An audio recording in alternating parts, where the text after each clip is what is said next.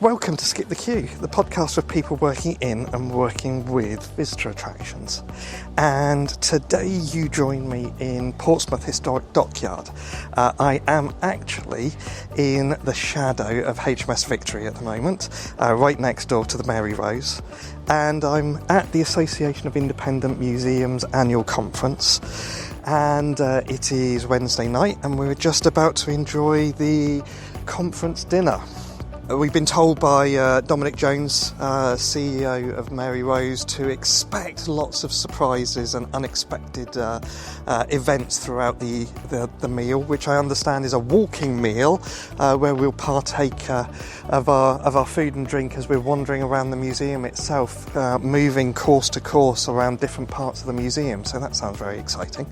Today's episode, I'm going to be joined by I don't know what the collective noun is for a group of Maritime Museum senior leaders, but that's what they are.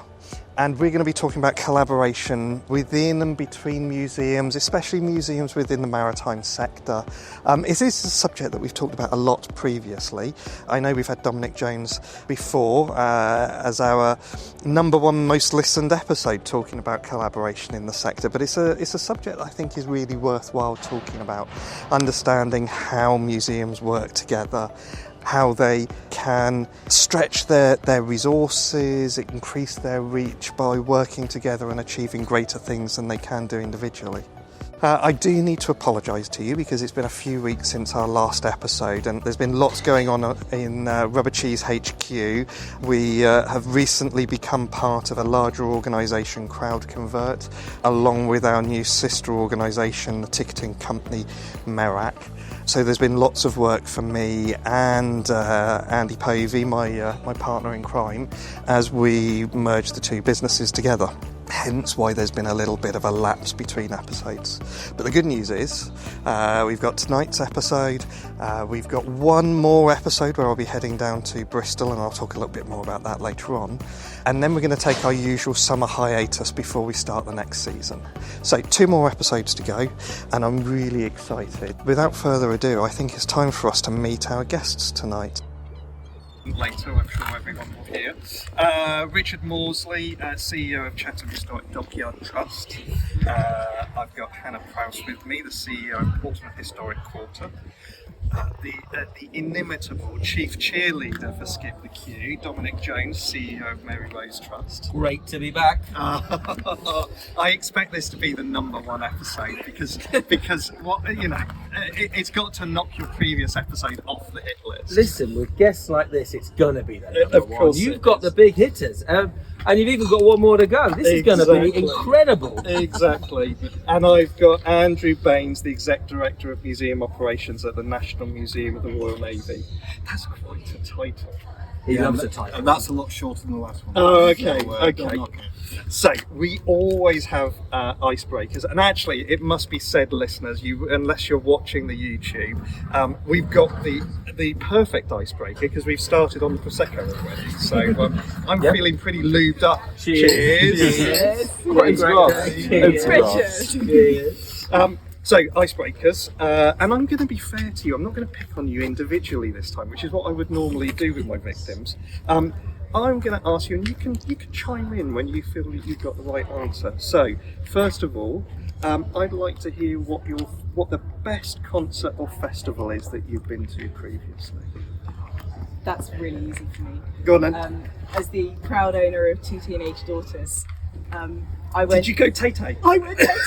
Oh, amazing! And Tay-Tay was Slay Slay. So, it Awesome. was amazing. Okay. 3 hours of just sheer performative genius. And oh my god, that girl's stamina. It was just insane. So yeah, it's got to be Tay-Tay. Yeah, excellent. That's Taylor Swift for those of you that aren't aware and down with the kids. If you could live in another country for a year, which we would not it all be? answer the gig? I've been thinking of Have you got a gig? Have you got one for me? We not all answer I don't one. think you can. Richard's got a gig. I mean, you can't just You give it to can't Hannah. beat that. Richard, come in with your gig. Well, thank you. So, I can't say it's the best ever, but it was pretty damn awesome. I went to see Pulp at the O2 on Saturday night. Oh, Yeah, they were amazing. Are they still bringing it? They were after 25 amazing. years? Incredible. Okay. Transport me back. Well, Nobody's mentioned the Mary Rose song we had this morning. come on, that was brilliant. That was out of this. They special. knocked out the park. I mean, for me, I'm not allowed to talk about it. It's probably N-dubs, but you know we're not allowed to talk about it on here. But I'm taking my kids. Spoiler alert, if you're listening, to see Shawn Mendes in the summer. So that will be my new favourite gig because it's the first gig for my kids. So very excited. Wow, that's amazing.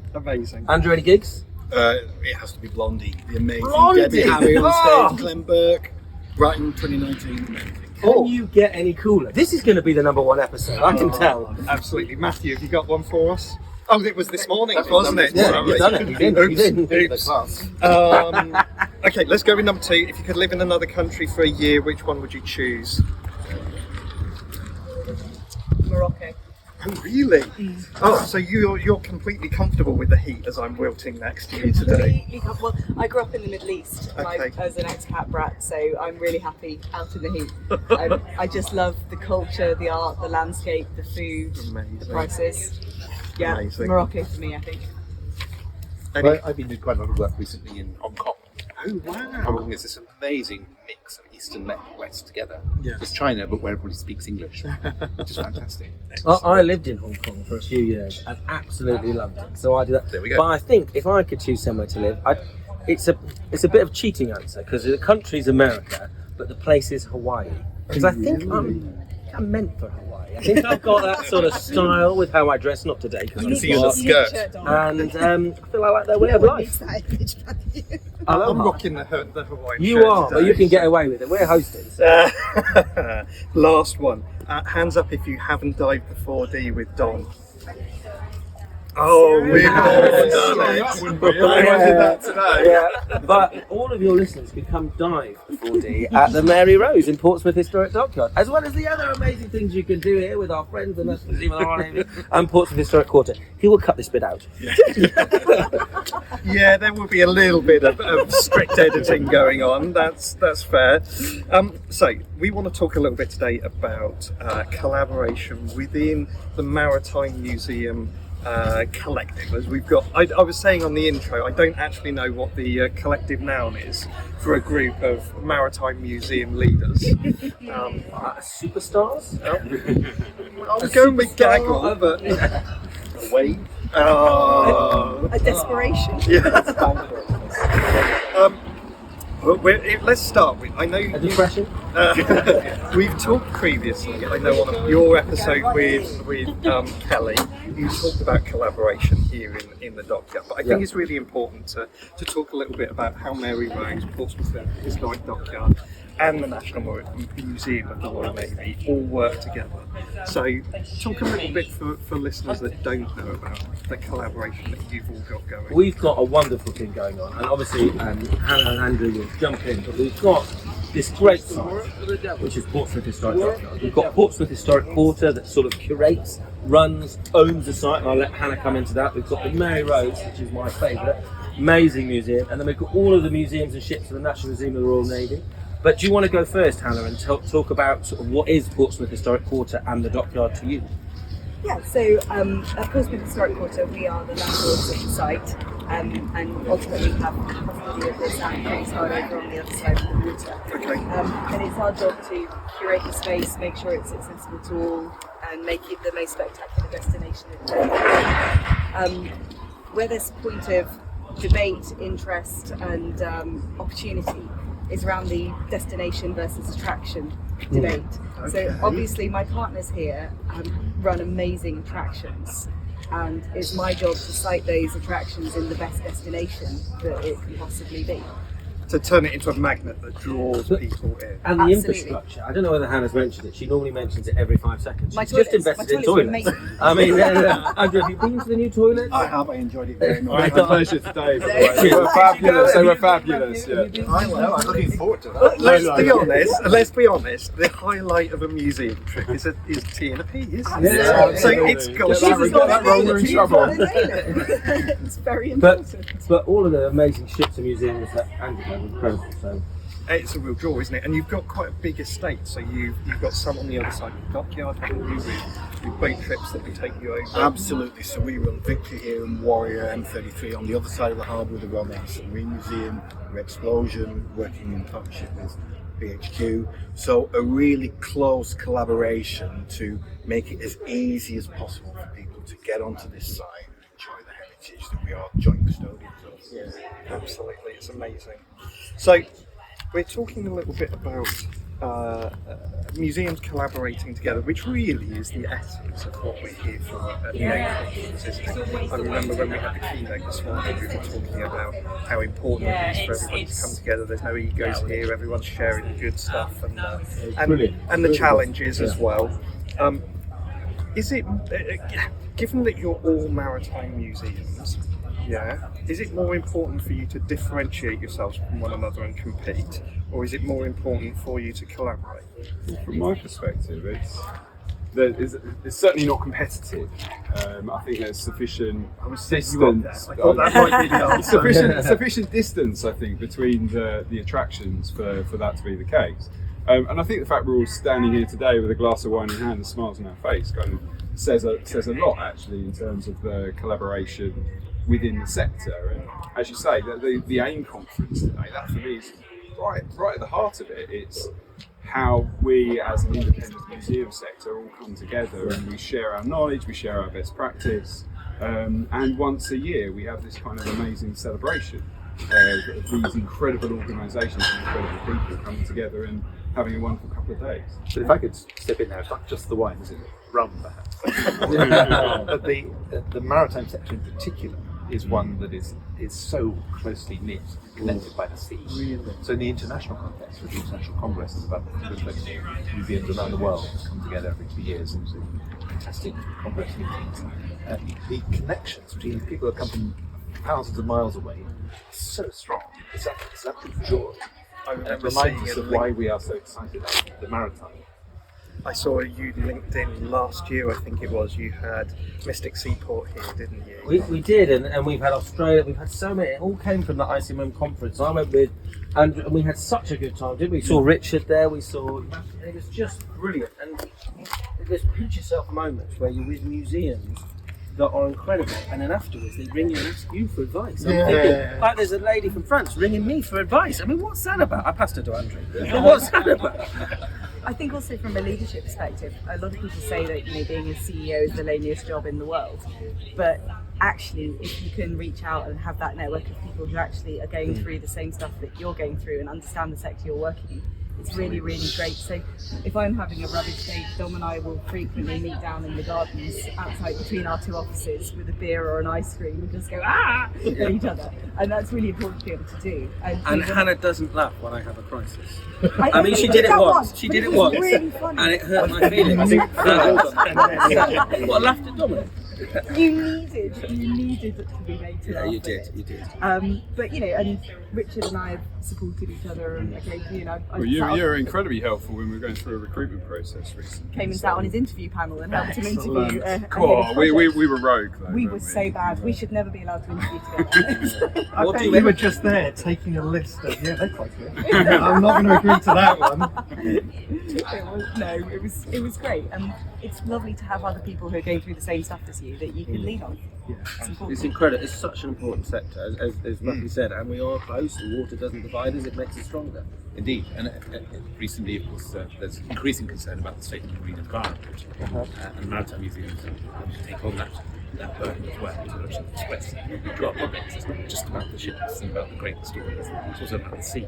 Yes. So that's what connects us, and we need to look after it. Yeah, it's not just a view backwards to the past. It's around how you take that and use that as a model to go forward. Only last week, the new David Attenborough piece about the ocean was broadcast live.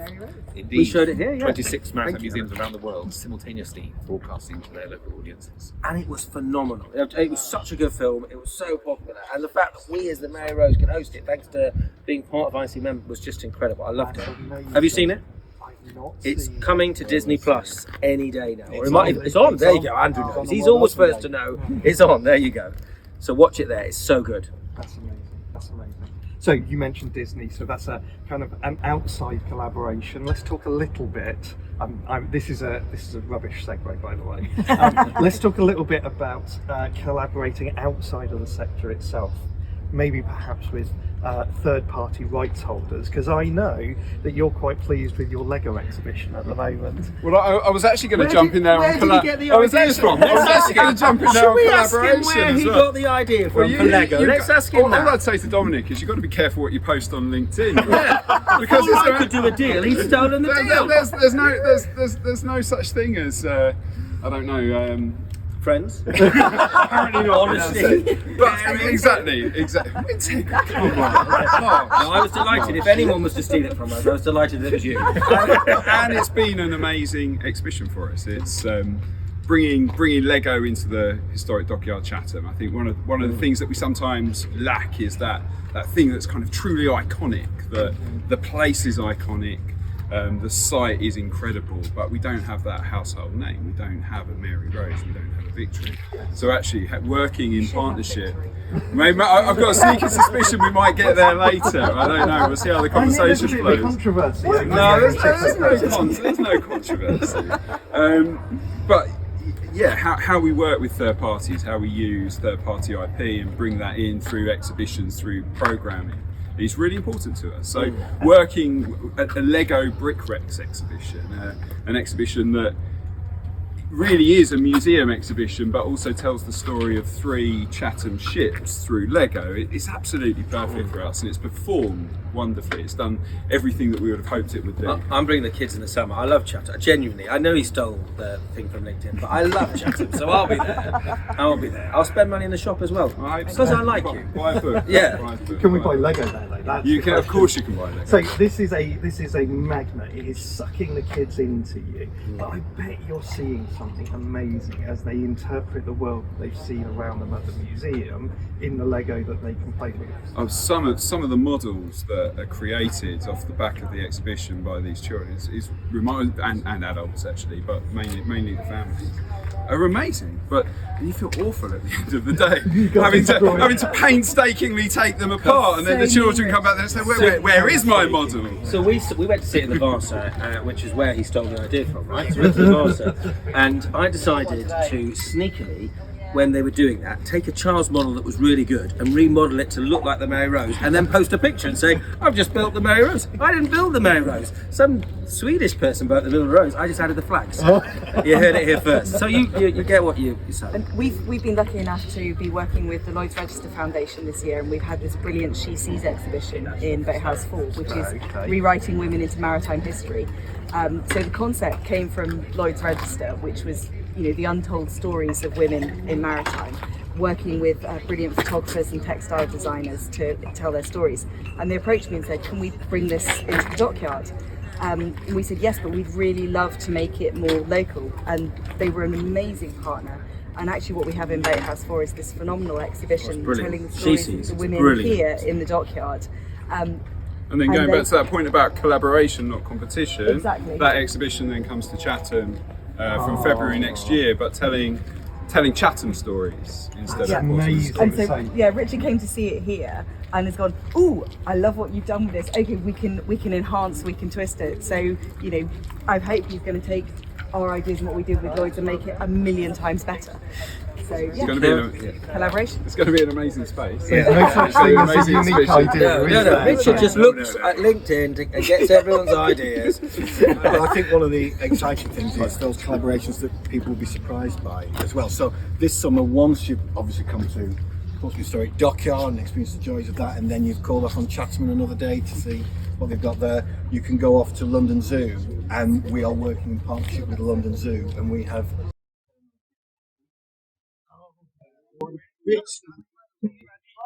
not necessarily the most, but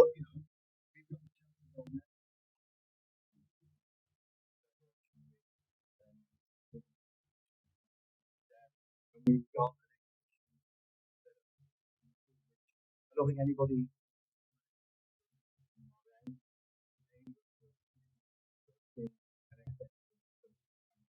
No, I love that. Happy to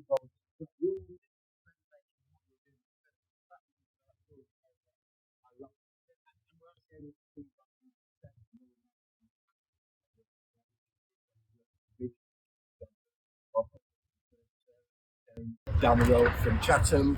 Equally, which one of your people, Our collections manager came from started with Portsmouth. us. So it's a in small Portsmouth. pool, and you're recycling. We're offering career progression growing. and It's opportunity. a little pond and we all And need career to get- progression and being It's good actually to bring the people openness. in, develop and feed them on. It's the open-mindedness Yeah. of taking and connecting from all over the world. When I was working for the SS Great Britain, which is to preserve Brunel's great iron steam ship, preserved as he saw her, preserved in a very, very dry environment. The technology for that we found in the Netherlands in a seed factory where they had to package up their seeds in very, very low humidity environments. Yes, That's otherwise the you're going to get technology. some sprouting going on. Exactly, that's right. And that's the technology which we then borrowed to preserve a great historic ship. And SS Great Britain's amazing. By the way. You did such a good job there. It's one of my favourite places to visit. So I love that. And what, I've got a confession to make. you say you've never been. I'm a Somerset boy, and I've never been. Have you been to Yeovil? Have you been to Yeovil? Let's just, Oh, yeah. I was going to say, I don't want. Fleet around me, so Yeah, you don't want Andrew to get angry. Great day out with Yeah. our family. So you'll have Concourse. to go now. Yeah, That's flight deck embarrassing. experience. I am meeting Sam Mullins at the SS Great Britain next week for our final episode of the season. There you go. And you can go to the where they make the sale. What's the old cork canvas or corker canvas? Is that there as well? There's so many amazing places down that neck of the woods. It's so good. Quick segue. Let's step away from collaboration, or only very lightly.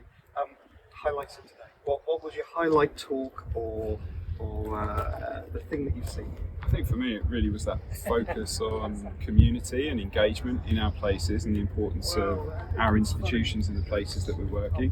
So the highlight absolutely for me opening this morning was the children's choir as a result of the community work that the Mary Rose Trust have been leading, working Anchored in the locally. community. So good, yeah. It's fabulous. Absolutely. There's an important point here about historic ships, which sometimes get kind of positioned or landed by developers alongside in some ports, as if that would decorate the landscape. Ships actually have places. Yes. They are connected to the land. They're not just ephemeral. So each of these ships that are here in Portsmouth and the others we talked about actually have roots in their home ports and the people, the communities that they served. They may well have roots thousands of miles across the ocean as well, which makes them so exciting. But it's a sense of place for a ship. Your highlight?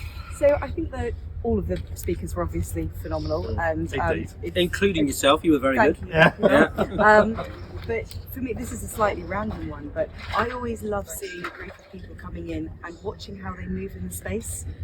I love seeing how people interact with the buildings, with the liminal spaces, and where they run headlong into something, where they have threshold anxiety. So when you have a condensed group of people, it's something like the AIM conference, and they have points that they have to move around to for the breakout sessions. But then watching where their eyes are drawn, watching where they choose to go, and watching how people interact with the heritage environment, I find really fascinating. Is it like flocks of birds moving around in space? Exactly, yeah. So this morning when I arrived, I immediately joined the queue. I had no idea what the queue was, and I stood there for You are about our 2 favourite minutes. people. I love people that join queues. We normally try and sell you things. It's a very British trait. I that, know, isn't and I it? tapped the person in front of me and I said, what are we actually queuing for? Oh, it's the coffee table. Oh, I don't need coffee. See you later. Yes. So your favourite bit was the queue. My favourite. But that's because you're going to plug skip the queue. I love what you done. What was You the queue? set me up. And I skipped the queue. Oh, I get it. I get it. And my favourite moment was how you divided the conference on a generational boundary by talking about Kojak. Good Lord, we'll edit that out. By talking about Kojak. Kojak, yes, that was brilliant. It was a nice, it was a gamble because it was an old film, and I'll tell you why I saw it. I saw it on TV, and the Mary Rose had got it in their archives. So I said, "Is there any way I could get this to introduce me?" And they all thought I was crazy, but I think it worked. But my favourite bit actually was just after that, when we were standing up there and welcoming everyone to the conference, because for 4 years we've been talking about doing this. For 3 years we've been arranging it. For 2 years it was actually real, and then the last year has been really scary. So for us to actually pull it off with our partners, with the National Museum of the Royal Navy, with Portsmouth Historic Quarter, with all of our friends here, is probably the proudest moment for me. So for me, I loved it. And I'm not going to lie, when the children were singing, I was a little bit emotional because I was thinking, this is actually happening. This is happening. So I love that. And I love tonight. Tonight's going to be amazing. Skip the queue outside Dive the Mary Rose 14. Come and visit. He won't edit that out. He won't edit that out. And We when can't you keep leave, editing Dive the Mary Rose 14. Leave through the gift shop, Yeah. please. But what was The your only thing favourite? that was missing was your lollipop this morning. Yeah, I did think about it, but Sue, the finance think that director, would said be no. the- That would cost money, and we don't have money. What about Andrew? What's his favourite? Oh yes, no, well I think it was the kids this morning, just for that reminder when you're in the midst of budgets and visitor figures and ticket income and development agreements and why is my ship falling apart quicker than I thought it was going to fall apart and all those kind of things. Actually just taking that brief moment to see such joy and enthusiasm for the next generation to be here, directly connected to our collections, and that we have both PHQ and MRN supported MRT to Thank deliver you, by the this. way. Thank you both. Really just a lovely moment. 30 kids singing a song that they had composed and then backflip. The backflip was The amazing. backflip was a last-minute thing. I had to ask Jason. I said, Jason, can you stand and make sure I don't get hit? And it all worked okay. Do you notice he made I sure? did wonder why he moved so That's fast. why I didn't want to get hit, because I've got a precious face. But, I didn't think the ship fell apart was one of the official parts of the marketing campaign. Well, we should go with it. I think we should. So I've got one more question before we do need to wrap up. Who of your teams have filled in the Rubber Cheese website survey? we as Mary Rose and LMRN do it jointly as Portsmouth Historic Dockyard. We've done it for years. We were an early adopter. Of course We've you sponsored were. it. We even launched it one year, and we love it. And actually, we've used it in our marketing data to improve loads of things. So since that came out, we've made loads of changes. We've reduced the number of clicks. We've done a load of website optimization. It's the best survey for visitor attractions. I feel like I shouldn't be shouting out all your stuff because that's all I do, but it is the best survey. I set you up and then you just ran straight No, it is for brilliant. And do you do it, Richard? Oh, Does I'm Richard going do to it? categorically say yes. I don't actually know, but But Lynette will do I'll it. categorically Lynette will say do it. yes She'll because do it. Lynette absolutely will. Lynette will do it. definitely do it. She just won't tell him. Because Well, if we that's put it quite on nice. LinkedIn, he'll take it. He'll take it. He'll take it. The Chatham survey. So we've got hundreds of people arriving for this evening's event. Oh, yeah. We do need to wrap this up.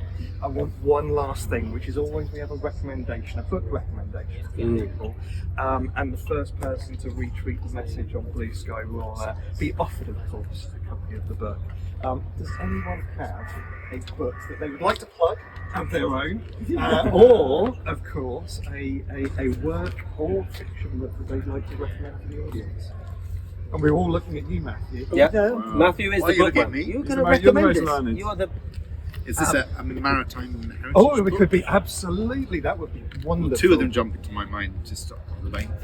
One a bit more difficult to read than the other. The more difficult to read one is Richard Henry Dana, D-A-N-A, an American, who served before the mast in the 19th century as an ordinary seaman on a trading ship around the world, and wrote a detailed diary. It's called, the name goes, 10 Years Before the Mast. Okay. And it's just this is so authentic in terms of what it was really like to be a sailor going around Cape Horn in those days. But the one that's might be an easier gift is Eric Newby, the last great grain race, which was just before the Second World War, a journalist who served on board one of the last great wind chassers carrying grain from Australia back to Europe, and documenting his experiences high aloft in gales, 17 knots in these giant ships, absolute white knuckle rides. Perfect. Well, listeners, if you'd like a copy of Matthew's book recommendation, get over to Bluesky, retweet the post that Wenlyn will put out for us. I think the last thing that we really need to do is say cheers and get on with the rest of the Yeah, cheers. Thank Thank you you. very much. Thank you. Thank you all. Thanks for listening to Skip the Queue. If you've enjoyed this podcast, please leave us a 5-star review. It really helps others to find us.